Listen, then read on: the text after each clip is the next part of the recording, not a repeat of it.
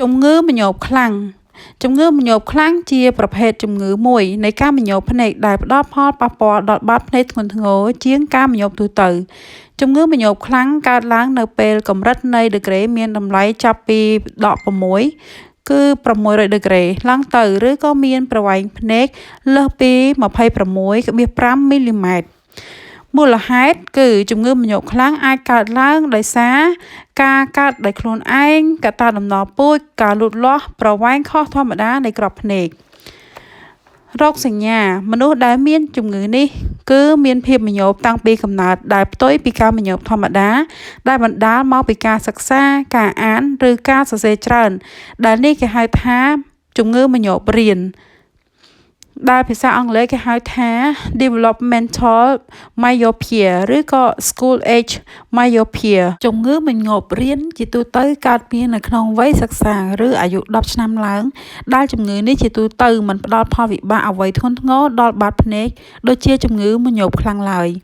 ជំងឺមញោបខ្លាំងអាចស្ដែងចេញដោយការមើលស្រវាំងការឆាប់ឡើងកម្រិតដឺក្រេដែលតម្រូវឲ្យផ្លាស់ប្ដូរកញ្ចក់វ៉ែនតាញឹកញាប់ឬការមើលស្រវាំងទោះបីជាពាក់វ៉ែនតាហើយក្តី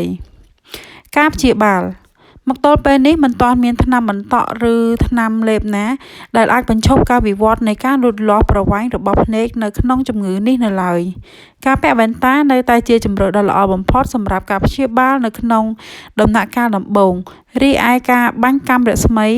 laser refractive procedure ជាជម្រើសមួយទៀតសម្រាប់បន្ថយកម្រិតដឺក្រេភ្នែកដែលជាទូទៅមិនអាចព្យាបាលឲ្យជាសះស្បើយនៅក្នុងជំងឺមញោបខ្លាំងឡើយផលប៉ះពាល់បើសិនជាមានការវិវត្តខ្លាំងជំងឺនេះអាចបណ្ដាលឲ្យមានការស្ដើងនៃស្រទាប់បាតភ្នែក myopic degeneration និងធ្វើឲ្យមានការហូរឈាមនៅតំបន់ macula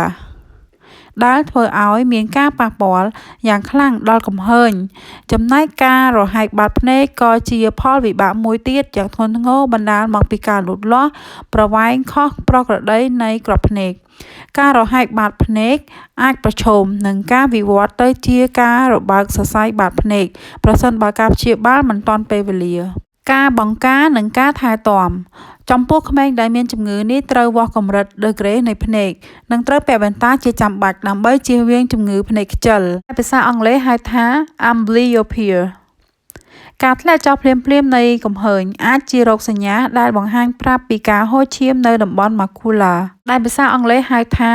choroidal neovascularization ឬការរបើកបាតភ្នែកដែលអង់គ្លេសគេហៅថា